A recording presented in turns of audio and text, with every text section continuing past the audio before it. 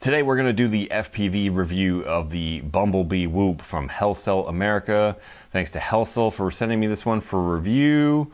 Let's get it in the air. Let's check it out. So we're going to go up here with the BumbleB Whoop. It is a 260 milliamp hour battery.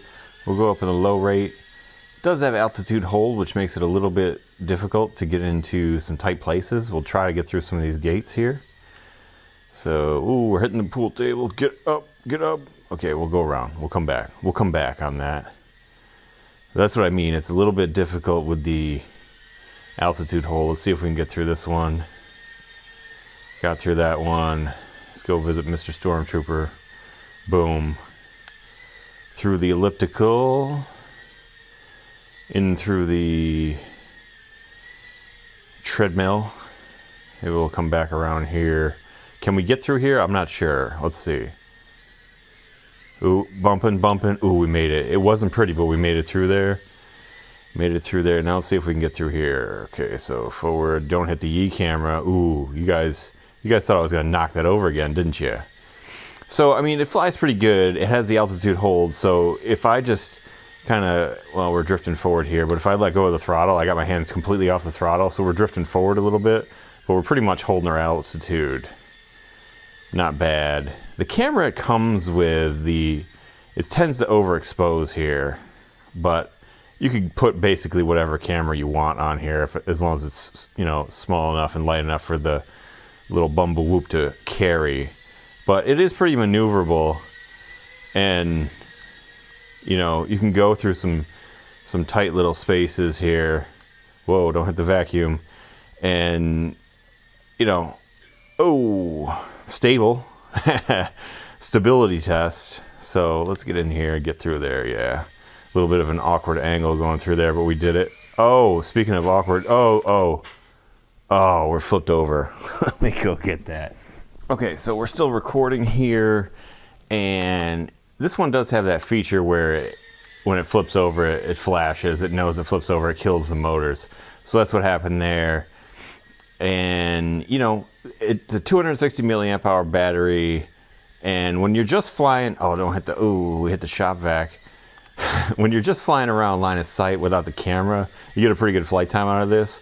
But because this guy's carrying the weight of this camera and powering the camera, you get a little bit of short flight time for FPV, but not terrible.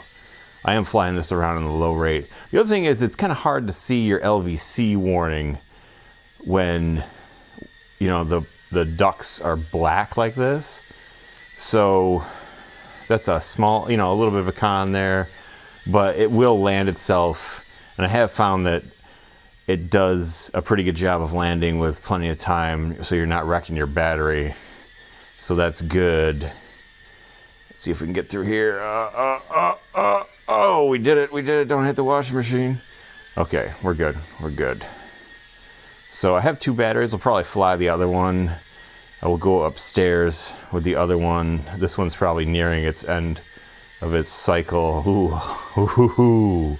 We went right in there on the Stormtrooper. Oh, don't hit the towels there. A basket full of towels. See if we can get through here. Yeah. So, I mean, it's pretty maneuverable. I mean, I'm used to flying FPV without the altitude hold, but if you're just starting out, you're not going to know the difference. And it is doable even, you know, if you are used to flying around with just, you know, stability and without altitude hold. So let's come in here for a landing. We got to be close to. Oh, didn't stick it. Yeah, we're flashing LVC here. So I'm going to switch the battery out. We'll give you one more flight. We'll go upstairs. Okay, so second battery here. Let's go straight upstairs. And then I'm going to hop this up in a higher rate. I've been doing this all on the low rate. So no problems getting up the hallway here. No problems out the door. A little bit of a problem there with the chair. No big deal though. We covered it. We cleared it. No big deal. So around the chandelier. Hey, today is a good day for a good day, just so you guys know.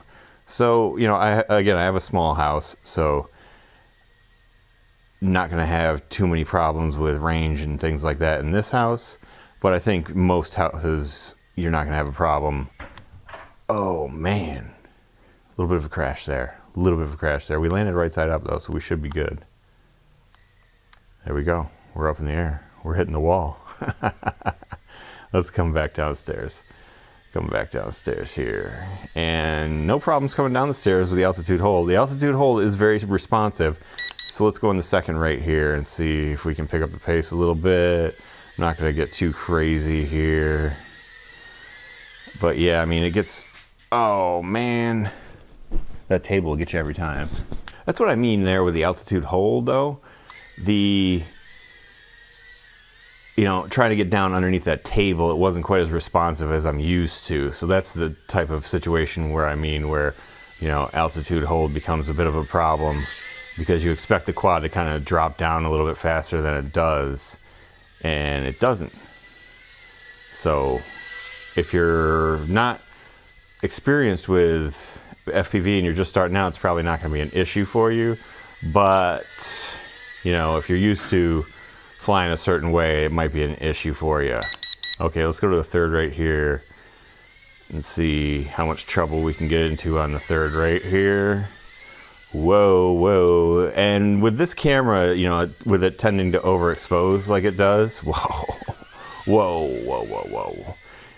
It makes it a little bit hard in a situation like this to see where you're going. I have not tried flying this one outside.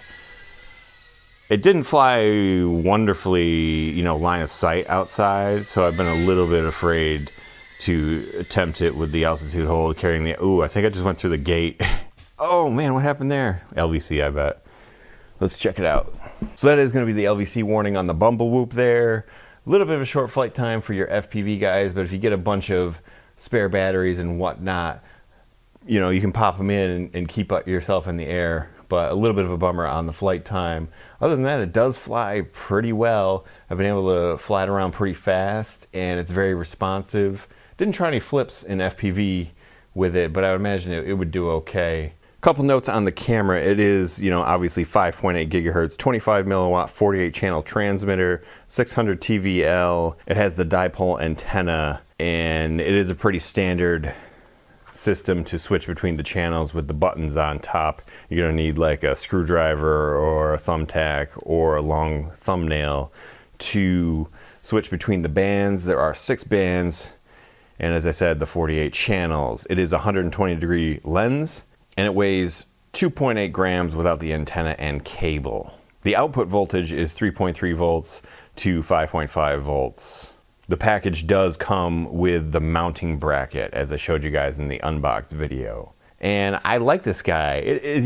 What I really like about it is it's an all-in-one package where you can start out flying line of sight, and then you can switch it over to FPV if you want. No soldering involved. It's all plug and play, and you can grow with this quad. You might grow out of it in the sense that obviously it doesn't have acro, or you can't plug it into Betaflight or anything like that. But if you're just starting out, it is a very cheap way to get into FPV. You're just gonna have to supply your own goggles, but you get the quad and the transmitter. And I like it. The only real con I have on it is the flight time. Everything else is super simple setup. That's the way I like it. And I'm gonna recommend this one to you guys. So I guess I'll leave you out with that. I'll leave you out with some more flight footage. Hope you guys enjoyed it with the BumbleB Whoop here from Helsel. And we'll see you again tomorrow with the next video.